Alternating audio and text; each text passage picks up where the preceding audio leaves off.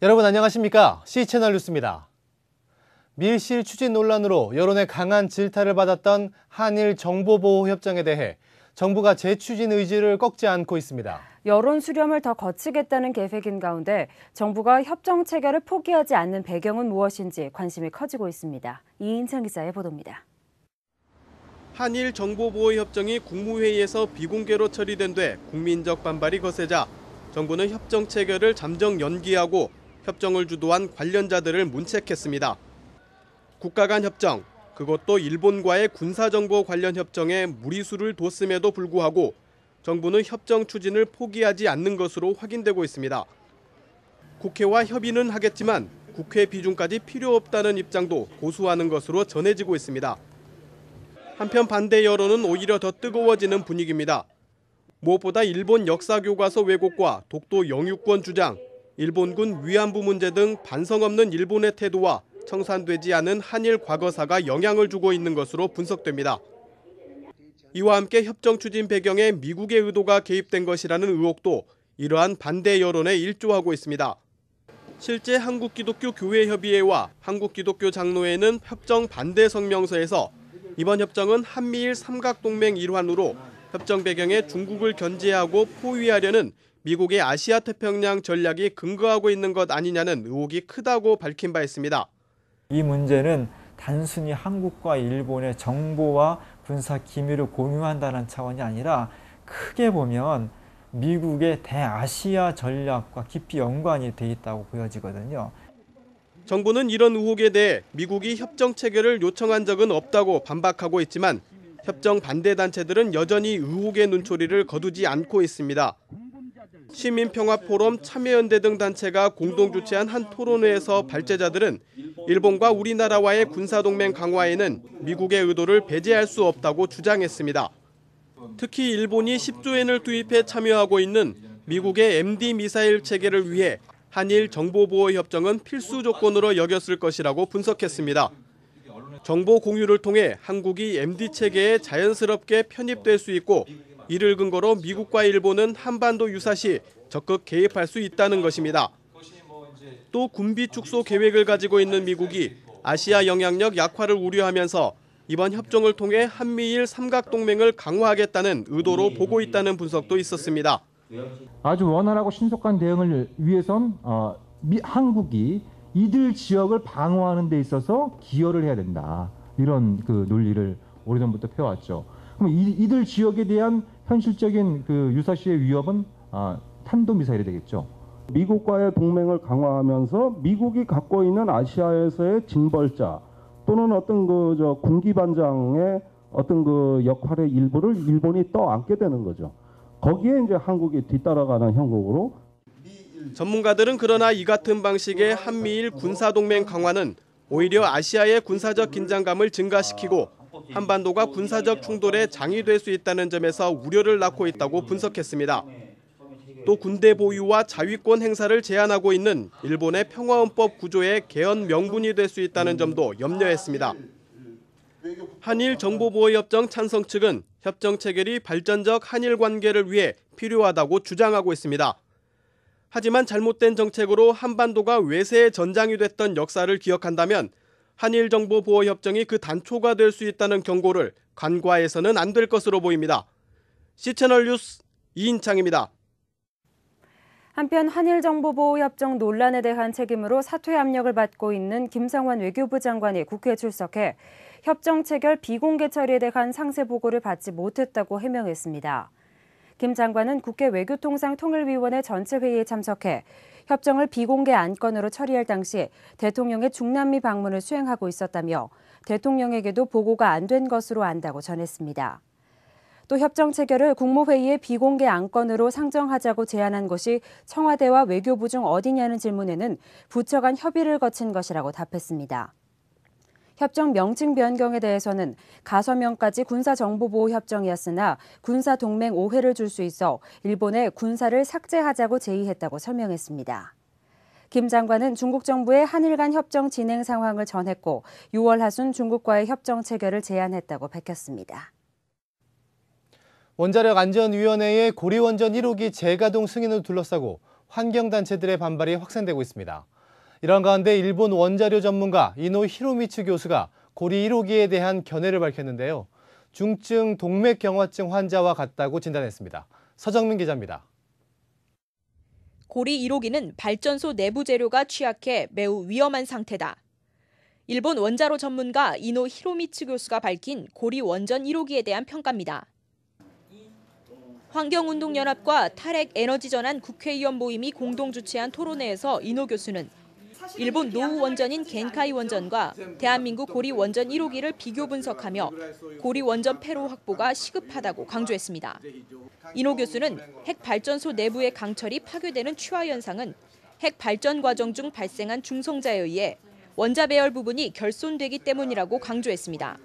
금속이 유연성을 잃어버리고 딱딱하게 굳으면 파괴되기 쉬운 상태가 되는데 사람으로 비유하자면 혈관이 동맥경화되면서 파열되는 현상과 같은 것입니다.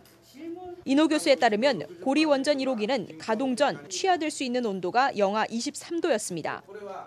하지만 문제는 중성자의 영향을 받으면 취하 온도가 높아져 상온에서도 작은 외부 충격이나 열 충격만으로도 쉽게 파손될 수 있다는 것입니다.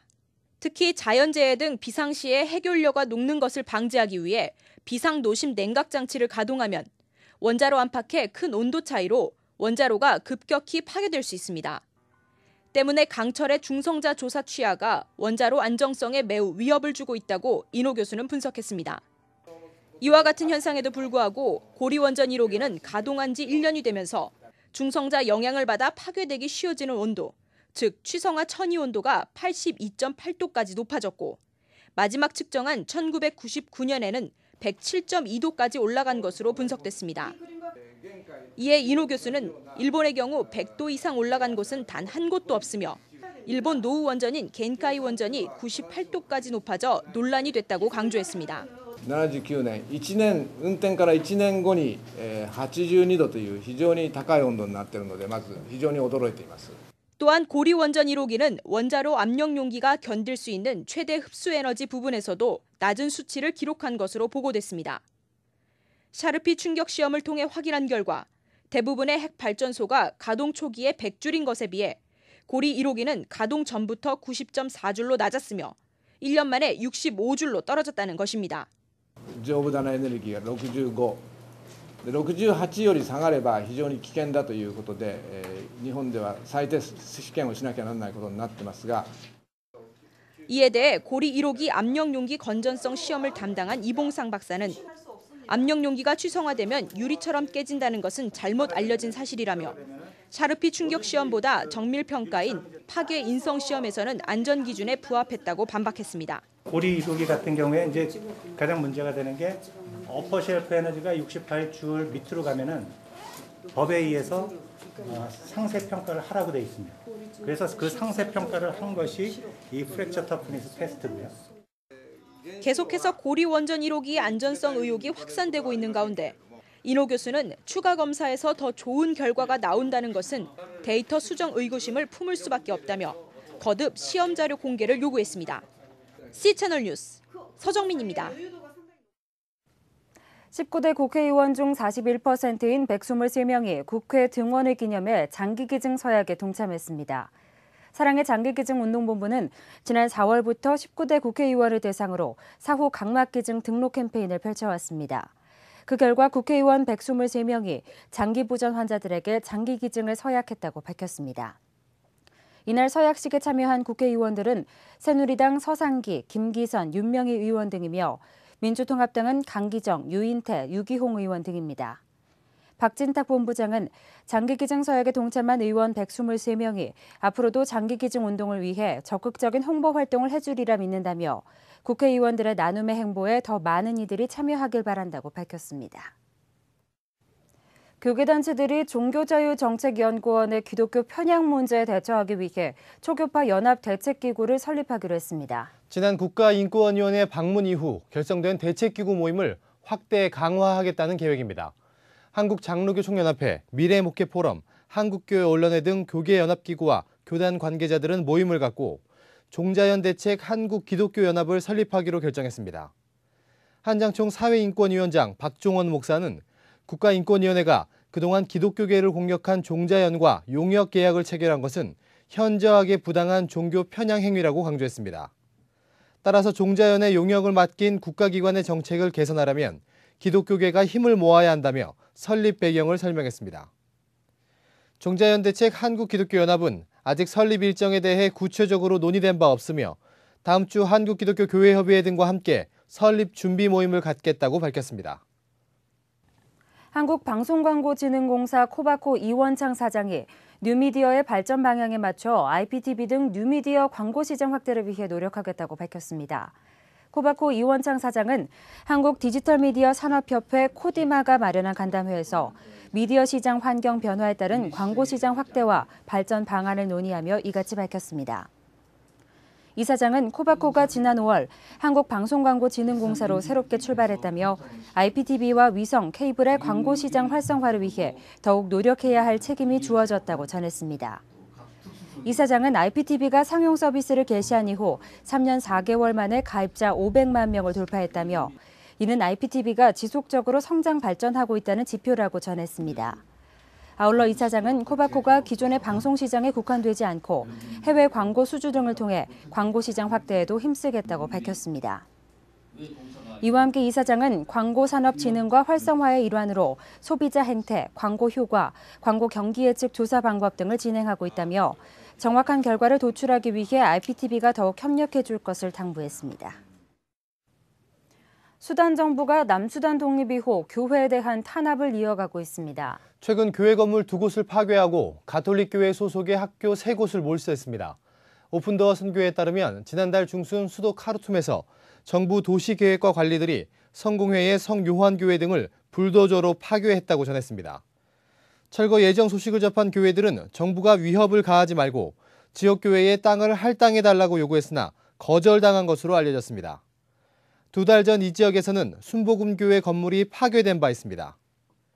아울러 오픈도어 선교회는 현지 관계자들의 말을 인용해 카르툼 지방정부가 가톨릭교회에 속한 마요 지역의 학교 2곳과 옴두르만 지역의 학교 1곳을 몰수했다고 밝혔습니다. 정부는 마요에 있는 학교가 남수단 소속이라며 수단 지역에서 폐교돼야 한다고 주장한 것으로 알려졌습니다. 비이슬람권인 남수단은 오랜 내전을 끝내고 지난해 7월 9일 분리 독립했습니다. 이에 앞서 수단 대통령은 남수단이 독립할 경우 수단이 이슬람과 아랍 문화라는 하나의 종교와 문화를 가지게 될 것이라고 밝힌 바 있습니다. 이 밖의 뉴스와 날씨를 전해드립니다. 4대강 범대책위원회 등 환경단체가 이명박 정부의 4대강 사업 추진을 규탄하는 기자회견을 갖습니다. 기자회견에는 4대강 사업을 비판해 한국수자원공사 4대강 사업 본부장으로부터 고소당한 관동대학교 박창근 교수 등이 참석해 공식 입장을 밝힐 예정입니다. 반값 등록금 국민본부가 오는 2학기부터 국공립대학교의 반값 등록금 추진과 고등교육 재정교부금법 제정, 고등교육법 개정 등을 촉구했습니다. 한국기독교장로회 총회가 97회 정기총회 후보자 공청회를 개최합니다. 공청회는 오는 26일 한신교회를 시작으로 권역별로 진행됩니다. 현재 총회장 후보는 충남노회 나홍균 목사가 입후보했으며 부총회장 후보는 박동일, 김천영, 최부옥 목사가 등록했습니다. 국제구호단체 기아대책이 식수개발 캠페인 1리터의 생명의 일환으로 베트남에 우물을 세웠습니다. 날씨입니다. 전국에 내렸던 비는 대부분 그치겠습니다. 구름만 많이 낀 가운데 중부지방을 중심으로 한두 차례 소나기만 지나가겠는데요. 다만 해상에는 안개 낀 곳이 있으니 항해하거나 조업하는 선박들은 각별히 주의하시기 바랍니다. 아침 기온은 서울과 춘천 21도, 부산 23도를 기록하겠습니다. 낮 최고 기온은 강릉, 광주 30도, 대구 31도까지 오를 것으로 예상됩니다. 바다의 물결은 동해 남부에서 2에서 3m로 일다 점차 낮아지겠고 남해는 0.5에서 2.5m, 그 밖의 해상은 1.5m까지 일겠습니다. 주간 날씨입니다. 잠시 멈췄던 비는 금요일을 시작으로 다시 내릴 전망입니다. 다음 주 초반까지는 전국에 비가 계속되겠는데요. 본격적인 장마철이 시작되는 만큼 비 피해 없도록 미리 대비하시는 게 좋겠습니다. 오늘 뉴스는 C채널 홈페이지와 스마트폰 어플리케이션을 통해 다시 보실 수 있습니다. SNS를 통한 의견도 적극 청취하겠습니다. 뉴스를 마칩니다. 함께해 주신 여러분 고맙습니다.